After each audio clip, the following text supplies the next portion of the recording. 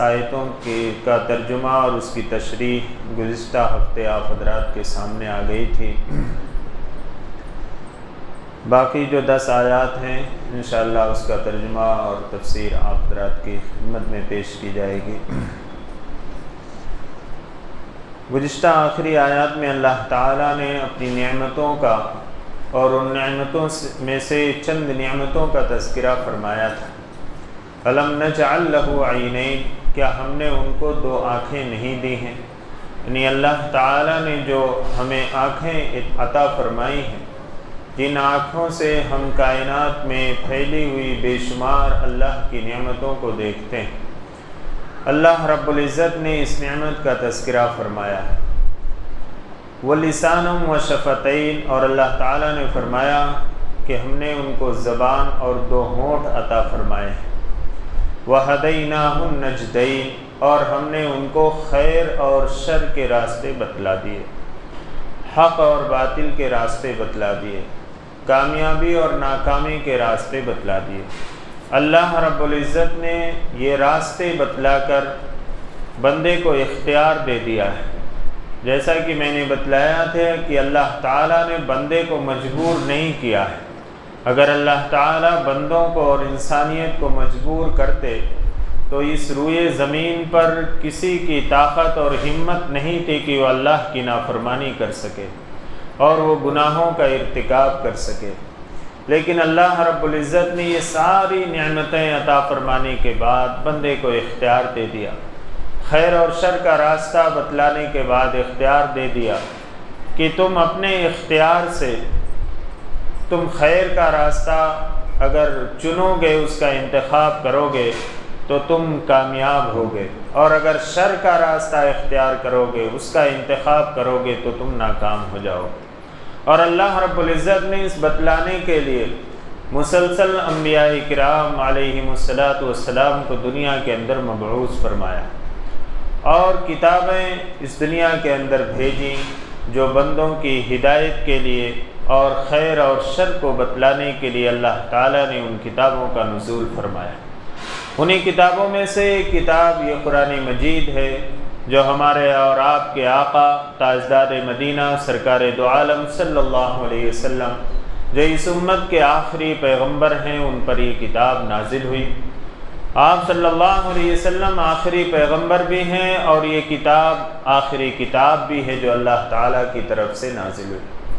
اب اس کے بعد نہ اس دنیا کے اندر کوئی پیغمبر مبعوث ہوں گے۔ اگر کوئی نبوت کا دعویٰ کرتا ہے تو وہ جھوٹا ہے، کذاب ہے اور وہ کافر ہے، اور اگر کوئی کتاب لا کر پیش کرتا ہے کہ یہ آسمانی کتاب ہے تو وہ کتاب جھوٹی ہے، اور وہ کتاب جو ہے وہ قابل بھروسہ نہیں ہے، کیونکہ اللہ رب العزت نے کتاب جو آخری کتاب قرآن مجید ہے اس کو نازل فرما دیا، اور آخری پیغمبر محمد صلی اللہ علیہ وسلم کو نبوت و رسالت سے سرفراز فرما کر نبوت کے سلسلے کو ختم فرما دیا۔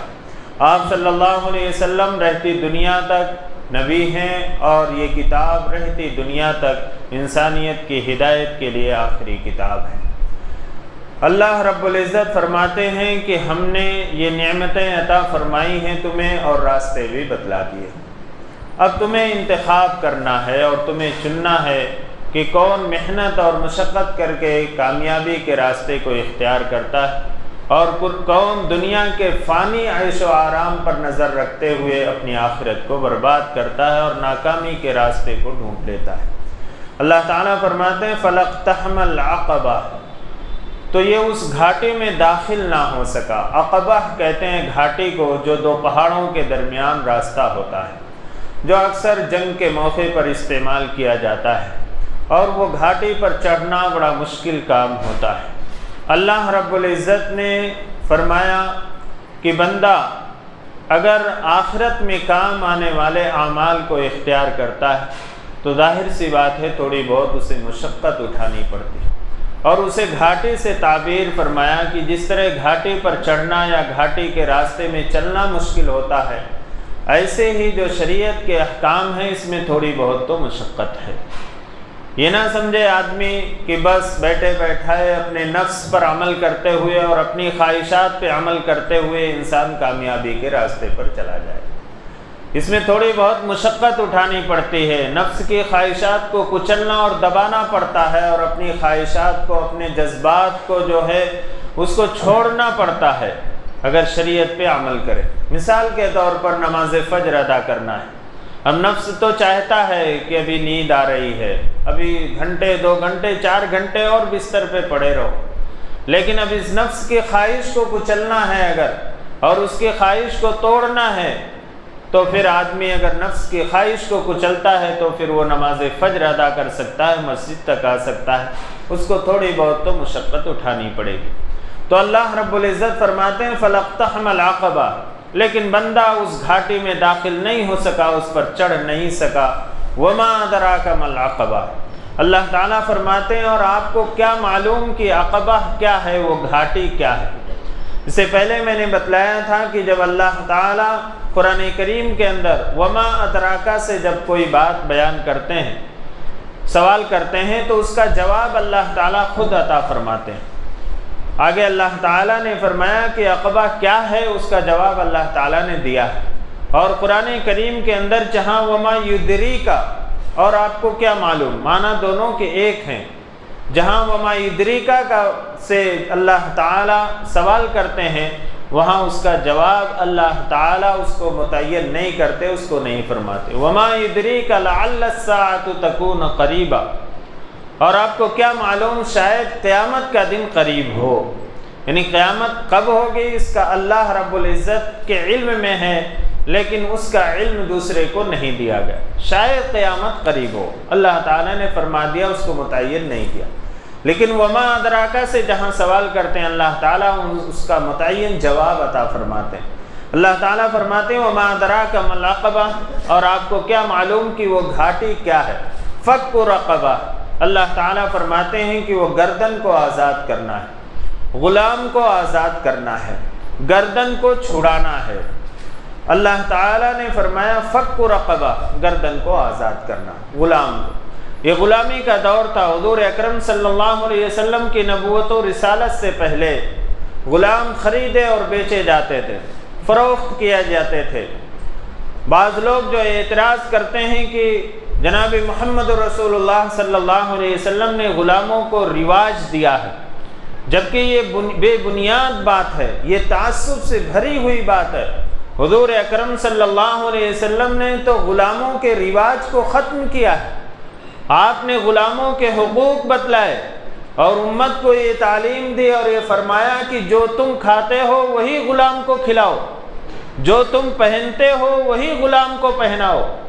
یہ مقام اور مرتبہ جناب محمد رسول اللہ صلی اللہ علیہ وسلم نے اپنی زبان رسالت سے فرمایا، اور فرمایا کہ اگر کوئی شخص کسی غلام کو آزاد کرے گا تو اس کے ایک ایک عضو کے بدلے میں اللہ رب العزت اس بندے کو جہنم سے آزاد کریں گے۔ فرمایا کہ اگر غلام کو آزاد کیا تو اس کے ہاتھ کے بدلے میں اللہ تعالیٰ اس کے ہاتھ کو جہنم سے آزاد کر دیں گے۔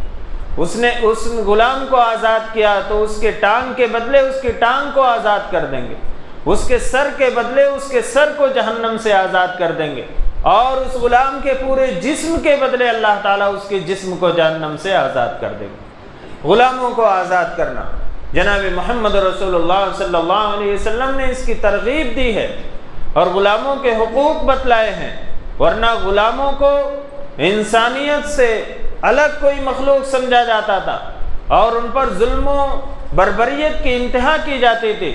حضرت بلال حبشی رضی اللہ تعالیٰ عنہ پہ امیہ نے کتنے ظلم کیے تھے، چونکہ یہ ان کے غلام تھے۔ آگ پہ لٹایا جاتا تھا، دھوپ میں ڈال دیا جاتا تھا، پتھر سینے پر رکھ دیے جاتے تھے۔ یہ ظلم کیوں کیا جاتا تھا؟ اس لیے کہ وہ غلام ہے۔ جناب محمد رسول اللہ صلی اللہ علیہ وسلم نے اس رواج کو ختم کیا ہے۔ 1450 سال پہلے حضور اکرم صلی اللہ علیہ وسلم نے غلاموں کے اوپر جو ظلم ہوتے تھے اور جو غلاموں کے حقوق کو ضائع کیا جاتا تھا، جناب محمد رسول اللہ صلی اللہ علیہ وسلم نے ان کے حقوق بتلائے۔ یہ تو تعصب کی بات ہے جو کہا جاتا ہے کہ حضور نے غلاموں کو رواج دیا ہے، نہیں، حضور صلی اللہ علیہ وسلم نے غلاموں کے رواج کو ختم کیا۔ آپ صلی اللہ علیہ وسلم نے صحابہ کو اس کی تلقین فرمائی۔ حضرت عبد الرحمن ابن عوف رضی اللہ تعالیٰ عنہ صحابہ میں کافی مالدار تھے، انہوں نے 30,000 غلام خرید کر آزاد کیے۔ حضرت عبداللہ ابن عمر رضی اللہ عنہ کے بارے میں آتا کہ انہوں نے 10,000 غلام جو ہے خرید کر آزاد کیے۔ یہ صحابہ نے یہ عمل کیا ہے۔ اللہ تعالیٰ نے فرمایا کہ فک رقبہ، غلام کو آزاد کرنا۔ اس زمانے میں غلام کا رواج نہیں، ختم ہو چکا، اب غلام نہیں رہتے ہیں۔ لیکن آج بھی بہت سارے لوگ ایسے ہیں جو بے قصور جیلوں کے اندر بند ہیں، ان کا کوئی قصور نہیں ہے، جھوٹے الزاموں میں ان کو پھنسا کر ان کی زندگیوں کو، ان کی نسلوں کو تباہ و برباد کیا جا رہا۔ اور اگر دیکھا جائے تو تعصب اتنا زیادہ بڑھ چکا ہے کہ یہ مسلمانوں کے ساتھ بہت ہی اس معاملے میں ظلم و زیادتی ہوتی۔ ایسے لوگوں کی جن کی گردنیں اور جو جیلوں کے اندر بلا وجہ قید میں پڑے ہوئے ہیں، ایسے لوگوں کو چھڑانے میں مدد کرنا، یہ بھی غلام آزاد کرنے اور گردن چھڑانے کے جو ہے مرادف ہے، یعنی اس کا ثواب ملے گا اس کو۔ اور ہم لوگ جو ہے یہ سوچتے ہیں کہ ہم کیسے کر سکتے ہیں۔ اس ملک کے اندر بہت ساری تنظیمیں کر رہی ہیں، خاص طور سے جمعیت علماء ہند، جو لوگ جیلوں کے اندر قید ہیں بلا تفریق مذہب و ملت، مسلمان غیر مسلم سے نہیں مطلب، وہ لوگ ان کی پیروی کرتے ہیں، ان کے مقدمات لڑتے ہیں، اور اچھے اچھے وکلاء کی خدمات ان کو حاصل ہیں، اور لاکھوں روپے اس پر خرچ کر کر اب تک ہزاروں لوگوں کو جو بے قصور جیلوں کے اندر قید تھے بلا تفریق مذہب و ملت، کوئی بھی ہو، مسلمان غیر مسلمان، ان لوگوں کو آزاد کراتے، ان لوگوں کو جیلوں سے نکلواتے۔ ایسی تنظیموں کو مدد کرنا یہ بھی غلام کو آزاد کرنے میں داخل ہے اور گردن کے چھڑانے میں داخل ہے۔ فک و رقبہ، اللہ تعالیٰ فرماتے ہیں کہ گردن کو چھڑانا، اس میں وہ لوگ بھی داخل ہیں کہ جو قرض تلے جن کی گردنیں دبی ہوئی ہیں، جو مقروض ہیں، ان کی قرض کی ادائیگی کے لیے بھی ان کی مدد کرنا اور ان کی گردنوں کو چھڑانا۔ اللہ رب العزت نے مال و دولت جو دیا ہے، چاہے آپ کو دیا ہو یا مجھے دیا ہو، اللہ تعالیٰ نے اپنی شان و شوکت بتانے کے لیے نہیں دیا ہے، نام و نمود کے لیے نہیں دیا ہے، کوٹھی اور بنگلے کے لیے نہیں دیا ہے۔ اللہ رب العزت نے یہ جو دولت عطا فرمائی ہے، اس دولت کے ذریعے سے یتیموں، مسکینوں، محتاجوں، غریبوں کی مدد کیجیے اور اپنی آخرت کو بنائیے اور اپنے آخرت میں کام آنے والے اعمال کے اندر خرچ کیجیے۔ یہ اس لیے نہیں دیا ہے کہ آپ بڑی بڑی شادیاں کریں، نام و نمود دکھاوے کے لیے، معاشرے میں بتانے کے لیے کہ ہمارے پاس بھی مال و دولت، اس لیے نہیں اللہ رب العزت نے عطا فرمایا۔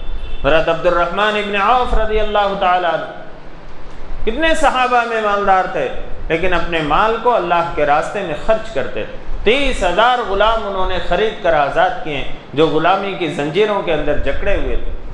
آج ہمارے ملک میں بلکہ پوری دنیا کے اندر کتنے مسلمان غیر مسلمان ایسے ہیں جو بلا وجہ جیلوں کے اندر قید ہیں، ان کی رہائی کے لیے جتنی بھی ہماری مدد ہو سکتی ہے اس میں ہمیں حصہ لینا چاہیے اور اپنے مال کو خرچ کرنا چاہیے۔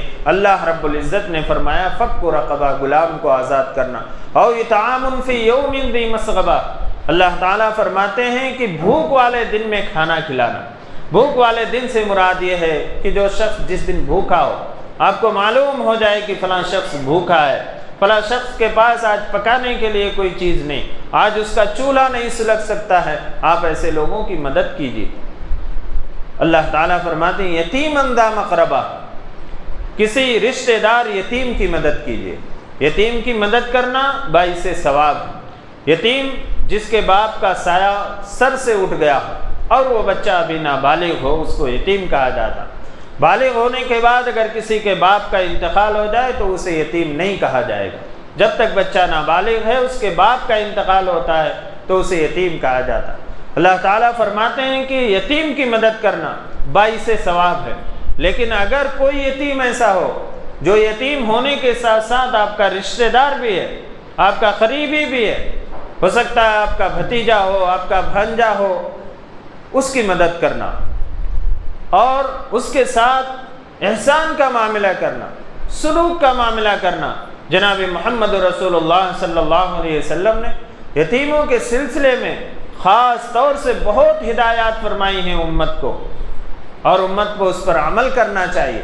کسی کی پرورش میں اگر کوئی یتیم ہو تو بڑے ہی احتیاط کے ساتھ، ایسا نہ ہو کہ اس کا دل دکھ جائے، ایسا نہ ہو کہ اس کے مال کو ہڑپ کر لیا جائے۔ اللہ تعالیٰ نے فرمایا ان الذین یاکلون اموال الیتامی ظلما انما یاکلون فی بطونہم نارا، کہ جو لوگ یتیموں کا مال ظلماً زبردستی کھاتے ہیں وہ اپنے پیٹ میں انگارے بھر رہے ہیں، آگ بھر رہے ہیں، سیصلون سعیرا، اور ان قریب جہنم کے اندر داخل کیے جائیں گے۔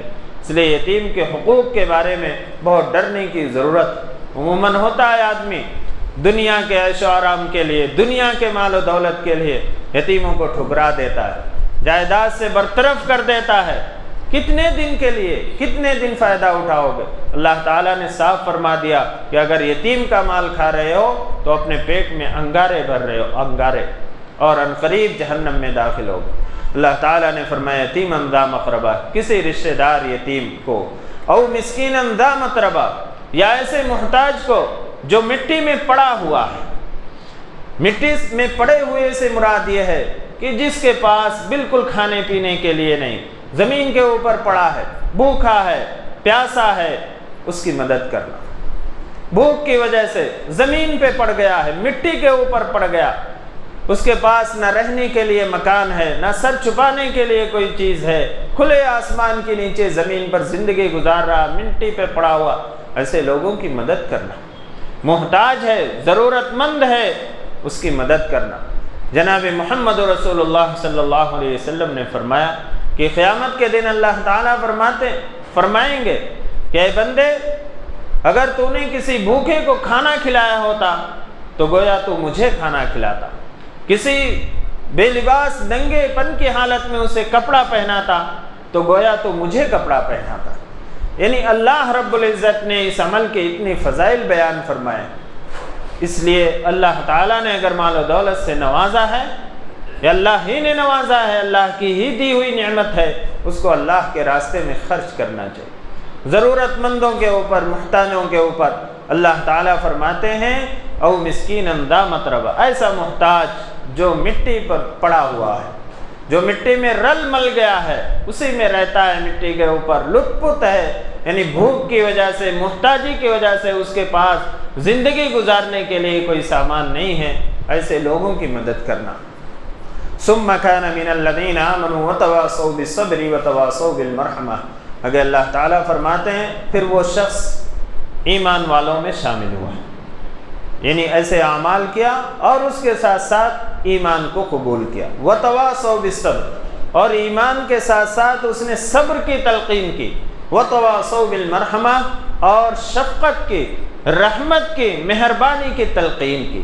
اللہ رب العزت نے فرما دیا کہ یہ سارے اعمال، یتیم کو کھانا کھلانا اور مسکین کو کھانا کھلانا اور اسی طریقے سے غلاموں کو آزاد کرنا، یہ آخرت میں اس وقت تمہارے کام آئے گا جب تمہارے پاس ایمان کی بھی دولت ہو۔ اگر ایمان کی دولت نہیں ہے تو اس کا فائدہ تو دنیا میں ملے گا، لیکن اس پر آخرت میں کوئی اجر ملنے والا نہیں۔ گویا ایمان جو ہے وہ جنت میں جانے کے لیے ویزا ہے۔ اگر کسی ملک میں آپ جا رہے ہیں، آپ کے پاس کتنا بھی مال و دولت، آپ کتنے اچھے ہوں، کتنے بھی بڑے آدمی ہوں، لیکن اگر آپ کے پاس اس ملک کا ویزا نہیں ہے تو آپ کو اس ملک میں داخلہ نہیں مل سکتا۔ تو ایمان شرط ہے، گویا ایمان جو ہے جنت میں داخل ہونے کا ویزا ہے۔ اگر ایمان ہے تو بندہ جنت میں داخل ہوگا، اگر ایمان نہیں ہے تو پھر جنت میں داخل نہیں ہوگا۔ تو اللہ تعالیٰ نے فرمایا کہ پھر وہ ایمان والوں میں شامل ہوا اور اس نے صبر کی وصیت کی، صبر کی تلقین کی، مصائب کے اوپر، تکلیف کے اوپر، پریشانیوں کے اوپر، آزمائش کے اوپر، ابتلا کے اوپر اسے صبر کی تلقین کرتا ہے کہ صبر کرو۔ جیسے کسی کے ساتھ کوئی حادثہ پیش آ جاتا ہے تو ہم اسے صبر کی تلقین کرتے ہیں کہ جو ہے صبر کیجئے، اللہ کارساز ہے، اللہ مددگار ہے۔ یہ بھی نیکی کا کام ہے، یہ بھی ثواب کا کام ہے۔ اور اللہ تعالیٰ فرماتے ہیں کہ ایمان کے بعد اس نے صبر کرنے کی تلقین کی، وتواصوا بالمرحمہ، اور شفقت کی، مہربانی کی، رحم کرنے کی تلقین کی۔ شفقت، مہربانی، یہ اللہ رب العزت کی صفات، اللہ تعالیٰ نے فرمایا کہ جو شخص زمین پر رہنے والوں پر رحم کرتا ہے اللہ تعالیٰ اور آسمان والے جو ہے اس پر رحم کرتے ہیں، اور اللہ کی مخلوق پر، صرف انسانوں پر نہیں بلکہ حیوانات پر رحم کرنے سے، شفقت کرنے سے، ان کی صحیح طریقے سے دیکھ بھال کرنے سے اللہ رب العزت اس پر بھی اجر عطا فرماتے ہیں۔ تو اللہ تعالیٰ نے فرمایا ثم كان من الذين آمنوا وتواصوا بالصبر وتواصوا بالمرحمة اولئك اصحاب المیمنہ۔ اللہ تعالیٰ فرماتے ہیں یہی لوگ ہیں داہنے ہاتھ والے۔ داہنے ہاتھ سے مراد یہ ہے کہ ان کا نام اعمال ان کو داہنے ہاتھ میں دیا جائے گا۔ اور فرمایا اللہ تعالیٰ نے فَأَمَّا مَنْ أُوتِيَ كِتَابَهُ بِيَمِينِهِ فَيَقُولُ هَاؤُمُ اقْرَءُوا كِتَابِيَهْ، کہ جس کا نام اعمال اس کے سیدھے ہاتھ میں دیا جائے گا، وہ لوگوں سے کہے گا کہ لو یہ پڑھو، یہ میرا نام اعمال ہے، جو دنیا میں میں نے عمل کیا تھا وہ اس کا بدلہ اور اس میں یہ درج ہے، یہ لو پڑھو، لوگوں کو دکھاتا ہوا پھر فَيَقُولُ هَاؤُمُ اقْرَءُوا كِتَابِيَهْ، وہ لوگوں سے کہے گا کہ لو یہ پڑھو، اِنِّي ظَنَنْتُ أَنِّي مُلَاقٍ حِسَابِيَهْ، مجھے یقین تھا کہ مجھے میرا حساب مل کر رہے گا، میں آخرت کی زندگی پر یقین رکھتا تھا، مجھے یقین تھا کہ جو میں نے دنیا میں عمل کیا ہے اس کا حساب و کتاب مجھے ملنے والا۔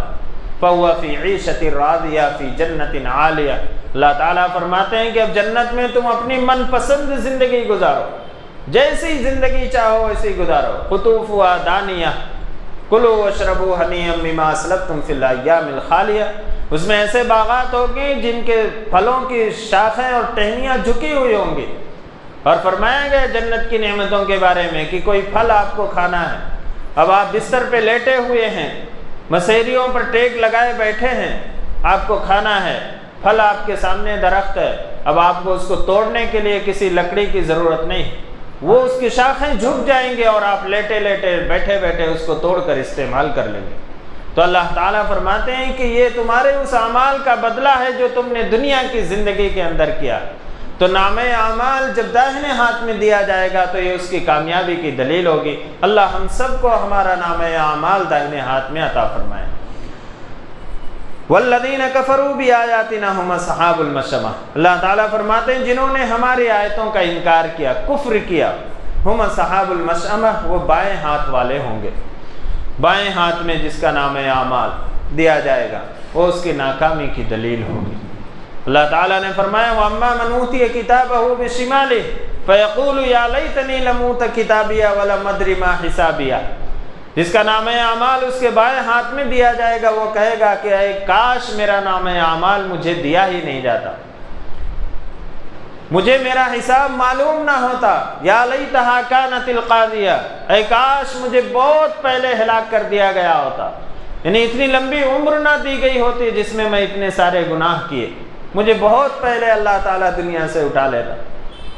ما اغنی عنی مالیہ، اللہ تعالیٰ فرماتے ہیں اس کا مال و دولت اس دن کام نہیں آیا، ہلک عنی سلطانیہ، اس کی بادشاہت بھی کام نہیں آئی، اس کی حکمرانی بھی کام نہیں۔ اللہ تعالیٰ فرمائے خذوہ فغلوہ ثم الجحیم صلوہ، کہ پکڑ لو اور اس کے گردن میں توق ڈال دو اور اس کے جہنم کے اندر اس کو جھونک دو، اس کو پھینک دو۔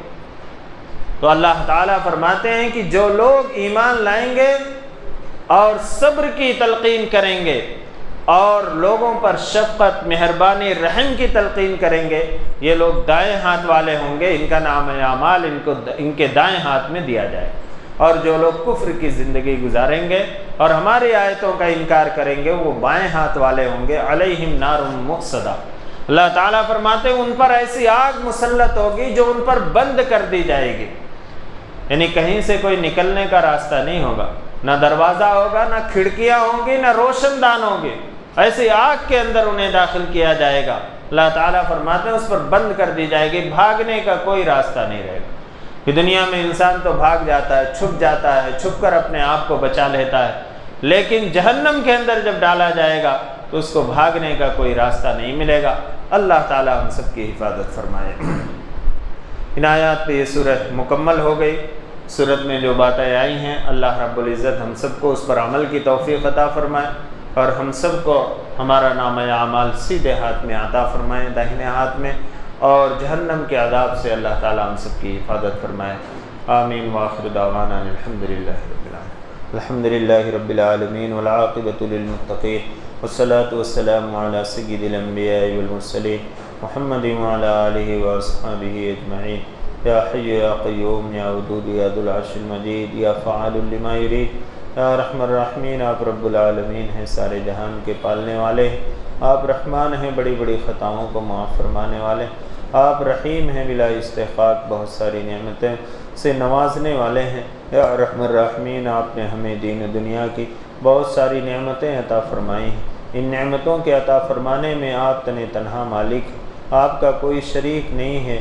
یا رحم الراحمین، جہاں آپ نے ہمیں یہ ساری نعمتیں عطا فرمائی ہیں، ہمیں بھی اور ہر مومن کو مغفرت کی تامہ نعمت سے بھی مالا مال فرما دیجیے۔ یا رحم الراحمین، ہم سب کی مغفرت فرما دیجیے۔ یا رحم الراحمین، ہم سب کے گناہوں کو معاف فرما دیجیے۔ یا رحم الراحمین، ہم اپنے گناہوں سے توبہ کرتے ہیں، اس کو چھوڑنے کا عزم مصمم کرتے ہیں۔ یا رحم الراحمین، ہماری توبہ کو قبول فرما لیجیے۔ یا رحم الراحمین، جو نعمتیں آپ نے ہمیں عطا فرمائی ہیں، ان نعمتوں کی قدردانی کی ہمیں توفیق عطا فرما دیجیے۔ یا رحم الراحمین، ہماری ناشکری کی وجہ سے اور ہماری بے توجہی کی وجہ سے وہ نعمتیں ہم سے سلب مت فرما لیجیے، چھین مت لیجیے۔ یا رحم الراحمین، آپ رحم فرمانے والے ہیں، ہم سب پر رحم فرما دیجیے۔ آپ کرم فرمانے والے ہیں، ہم پر بھی ساری امت پر بھی کرم کا معاملہ فرما دیجیے۔